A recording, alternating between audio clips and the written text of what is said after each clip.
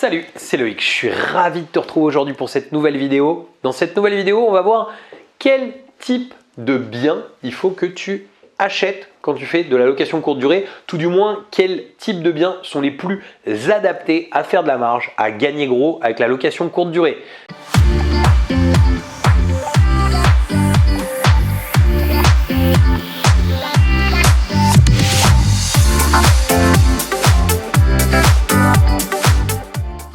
Alors juste avant de démarrer, je vais t'inviter à t'abonner à cette chaîne, à rejoindre des milliers d'investisseurs qui l'ont déjà fait. Pour ça, tu as juste besoin de cliquer sur le bouton s'abonner qui est apparu dans la vidéo ou bien juste en dessous de la vidéo. Et surtout, n'oublie pas la petite cloche pour être prévenu à chaque fois que je publie une nouvelle vidéo. Je t'ai mis aussi un lien vers le guide de l'investissement, ce guide PDF qui te permet de pouvoir découvrir sereinement des investissements rentables. C'est marrant parce que c'est une question qu'on me pose peu. Tu sais, souvent je te dis « Oh, on me pose souvent la question ». Là non, c'est pas du tout l'esprit de cette vidéo. On me pose peu la question, on me demande rarement « Mais qu'est-ce que c'est? Quelle est la meilleure taille de bien? Qu'est-ce qu'il faut que je fasse comme taille de bien ?» C'est quelque chose dont on parle très peu. Et aujourd'hui, je vais te l'aborder dans le détail, ce qu'il faut faire comme type de bien en location courte durée. Quelle est la dimension qui va bien? Est-ce que c'est du studio? Est-ce que c'est du T2? Est-ce que c'est du T3? Est-ce que c'est du T4? Est-ce que c'est du T5? Etc. C'est vrai qu'on a tous tendance à faire la même chose, c'est à démarrer par du studio. J'ai beaucoup de gens que je croise, que ce soit en séminaire, quand je fais des interventions, ou bien que ce soit sur des webconférences en ligne, ou des gens qui nous envoient des messages. Souvent les gens me parlent de studio. Donc d'ailleurs toi n'hésite pas à mettre, si tu exploites déjà, ce que tu exploites comme type de bien ou ce que tu as comme projet à la base. Et sans prendre en compte ce que je vais dire dans cette vidéo, n'hésite pas à mettre ce que tu avais réellement comme projet avant de l'avoir pour qu'on voit un petit peu si je dis pas trop de bêtises au niveau du fait qu'on est beaucoup à vouloir faire des studios. Moi le premier, je te le dis, mon premier bien c'était un studio et après j'ai plus jamais refait de studio en location courte durée. Tu vas comprendre pourquoi. En fait, déjà d'une, la première chose c'est qu'on veut tous faire du studio, je sais pourquoi, c'est parce que c'est souvent un petit investissement, c'est souvent un petit produit et quand on veut tester une stratégie, quelque part on a l'impression de prendre le moins de risques possible. Sauf que le studio aujourd'hui, c'est un produit qui pour moi est plutôt un petit peu survendu. On paye souvent les prix au mètre carré très cher et c'est pas forcément ce qu'il y a de plus idéal quand on est investisseur. Maintenant, le studio peut tout à fait se prêter à faire de la location courte durée, on va quand même en parler. Il y a des stratégies aussi pour pouvoir optimiser les studios, on va en parler également. Mais ce que je te conseille, c'est tout simplement de suivre le conseil de Warren Buffett. Warren Buffett nous dit toujours qu'il ne faut pas faire les choses comme les autres et ce principe, j'essaye de très souvent l'écouter. D'ailleurs, si toi tu regardes cette vidéo, je pense que ce principe c'est quelque chose que tu appliques aussi parce que sinon tu serais pas ici en train de regarder une vidéo pour apprendre la location courte durée, tu serais plutôt sur une vidéo devant ta télévision ou autre et c'est top, je te remercie de me suivre ici. Alors concrètement, on va prendre le stylo et on va énumérer, le feutre, et on va énumérer les différents produits qui sont à notre disposition. Les studios, je vais les découper en 3 catégories. Alors je vais mettre des dimensions, mais évidemment ça dépend comment ils sont découpés réellement, dans quelle dimension, comment ils sont agencés, etc. Mais en gros, on va dire tout ce qui est studio de moins de 20 mètres carrés. La problématique qu'on va avoir souvent, en fait, c'est qu'on va avoir des produits sur lesquels on va avoir du mal à mettre des vrais lits. Et à aujourd'hui, il y a eu une petite révolution il y a quelques années quand tout le monde a découvert que dans ces locations courte durée, on pouvait mettre des lits convertibles, tu sais, des lits avec un matelas à l'intérieur. Donc c'était souvent des canapés qui avaient un look avec un vrai matelas à l'intérieur. Ça vaut souvent relativement cher, j'en ai acheté des tonnes, donc je sais réellement ce que c'est le prix de ce type de produit. Et finalement aussi la qualité qui n'est pas toujours exceptionnelle dans le temps. Du coup, en fait, on se retrouve avec une qualité perçue qui n'est pas forcément terrible vis-à-vis du client. Et la problématique, c'est pas qu'on va pas louer, parce qu'on va louer, c'est du petit prix, c'est très bien. Mais justement, c'est du petit prix. Et pour louer du petit prix, tu vas avoir un mal fou à être rentable sur des une nuit par exemple, parce que si tu dois faire intervenir un prestataire qui va te faire le ménage, qui va faire l'entrée, le lavage du linge, etc. Si tu loues 40 € ta nuit, ça va être compliqué d'être rentable, ou tout du moins d'avoir des gains importants, parce que rentable tu vas y arriver, ça j'ai aucun doute, mais de faire des gains.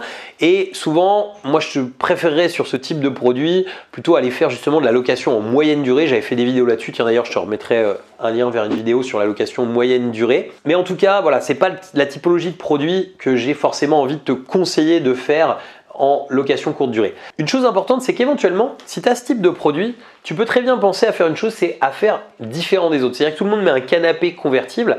Pourquoi pas mettre, par exemple, je sais pas, 2 chaises de bar qui soient qualitatives et un peu confortables, et puis de mettre tout simplement un lit à la place, un petit peu comme on le fait dans un hôtel, mettre un vrai lit directement. L'avantage, c'est que tu ne feras pas comme tout le monde, donc tu peux avoir des gens qui sont très intéressés par ton appartement parce que ça n'est pas comme tout le monde. Ensuite, tu vas avoir les studios, toujours, mais en gros, on va dire d'environ 25 mètres carrés. C'est des studios qui en général se prêtent plus à mettre à la fois un lit et également un canapé. Et si tu peux mettre les deux, c'est pas un mauvais investissement, mais tu verras qu'il y a plus optimisé. Mais en tout cas, c'est une très bonne chose. Et là, on va rentrer à partir d'ici dans les produits que je trouve vraiment beaucoup plus intéressants en location courte durée. Tu vas comprendre pourquoi. Les studios de 30 mètres carrés. Alors, je mets 30 mètres carrés parce que souvent en dessous, j'ai rarement vu des produits qui se divisaient bien, mais il y en a en 28 ou autre. L'idée, ça va être de diviser ce studio. Alors, surtout pas de refaire 2 petits studios de 15, hein. Là, on rentrerait vraiment dans quelque chose de petit, mais plutôt d'aller construire, d'aller créer une chambre. C'est-à-dire d'avoir une chambre qui soit même plutôt un peu petite, qui soit peut-être pas tout à fait considérée comme chambre, mais comme on va faire du meublé, on va bien l'optimiser. Et là, on va avoir la possibilité de pouvoir mettre éventuellement 4 personnes. Ces 4 personnes vont se sentir à l'aise. Pourquoi? Parce qu'elles vont avoir une chambre dans laquelle ils vont pouvoir être à 2 tranquillement, et ils vont avoir un canapé convertible dans le salon. Et quand ils vont dormir la nuit, tu peux avoir 2 couples par exemple qui dorment, tu vas avoir des parents avec leurs enfants qui dorment, etc. Il n'y a pas de souci. Donc ça, on va arriver sur une dimension de 30 mètres carrés et une création d'espace. L'avantage d'être en 4 personnes, il est multiple. La première chose, c'est que tu n'es pas en concurrence avec les hôtels, ou très peu en concurrence. Souvent dans un hôtel, tu as quasi que des chambres de 2 personnes et tu vas avoir 1 ou 2 suites de 4 personnes par exemple. Donc ça, c'est un vrai point positif parce que tu élimines une grosse partie de ta concurrence, que ce soit des familles, des gens qui viennent à 4, qui préfèrent prendre un appartement pour payer un peu moins cher, ou des choses comme ça, vont être beaucoup plus enclins à louer ton appartement. Ensuite, il y a un autre argument, c'est que quand les gens viennent à 4, on peut les faire payer plus cher parce que les gens en fait finalement ont un budget qui voit à 4 personnes. S'ils allaient à l'hôtel, il faudrait prendre 2 chambres d'hôtel. S'ils n'avaient pas envie de dormir ensemble, il faudrait prendre 2 appartements, etc. Donc le 4 personnes, déjà, ça vraiment, je le valide, c'est très bien.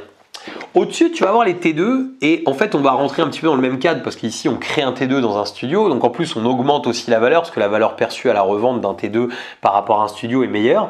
On va avoir des T2, on va dire de 35 à 45 mètres carrés. Ces produits-là sont pas mal du tout, même si je les préfère de 35 à 40 parce que souvent, arriver à 45 mètres carrés, les 5 mètres carrés supplémentaires n'ont pas un gros intérêt et nous font un petit peu payer plus cher pour autant. Mais en tout cas, on va rentrer vraiment dans le même argument que le studio de 30, c'est qu'on va avoir du confort, on va avoir une chambre, etc. Et même mieux, moi j'ai régulièrement des gens qui viennent seuls dans un T2 que j'ai qui fait, je crois, 35 ou 36 mètres carrés. J'ai très régulièrement des gens qui viennent seuls dedans, mais parce que ils ont du budget et ils ont envie d'être dans quelque chose avec une chambre à part, un vrai canapé pour pouvoir s'asseoir quand ils regardent la télévision ou quand ils passent leur soirée. Ils ont envie d'avoir une vraie table pour manger, etc. Et du coup, ils vont être à l'aise et même seuls, ils vont être beaucoup mieux dans un T2 comme celui-ci. Donc là, jusque là, tu vois, on est déjà dans des choses qui vraiment me plaisent bien. Après, on a les T3 et les T3, ça me plaît vraiment bien aussi.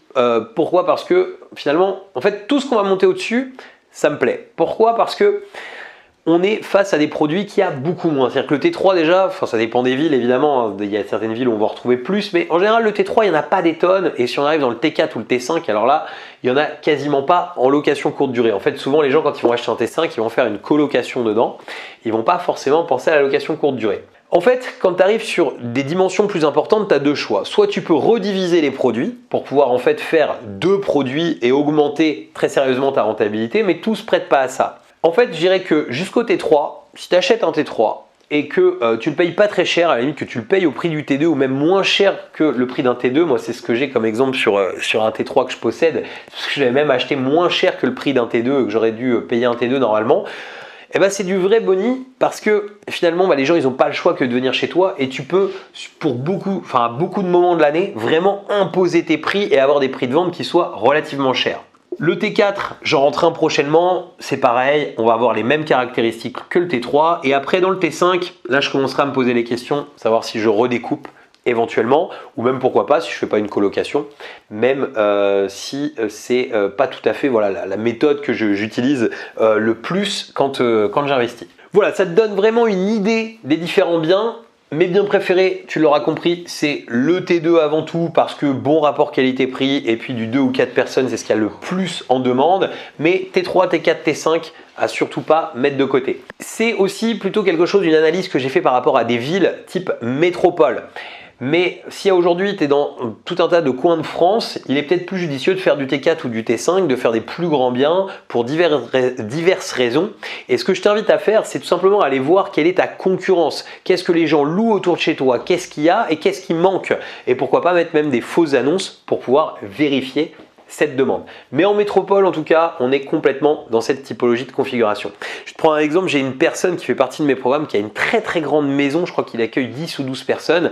Et quand tu vois la rentabilité de malade qu'il a là-dessus, en fait, tu comprends que voilà, quand tu as un produit différent, quand tu as un produit que tout le monde n'a pas, et finalement, il y a des choses vraiment top à réaliser. Voilà, écoute, je te remercie d'avoir suivi cette vidéo jusqu'à la fin. N'hésite pas à me mettre dans les commentaires, je ne sais plus si je l'ai dit en début de vidéo, mais en gros, le type de produit que tu aurais réalisé avant de voir cette vidéo et le type de produit que tu réaliseras une fois que tu as vu cette vidéo. Pour te remercier d'avoir suivi cette vidéo jusqu'à la fin, je vais te mettre un bonus spécial qui sont les 5 piliers d'une location courte durée qui cartonne. Je te mets aussi un lien pour t'abonner à cette chaîne et un lien vers la playlist découvrir et apprendre la location en courte durée.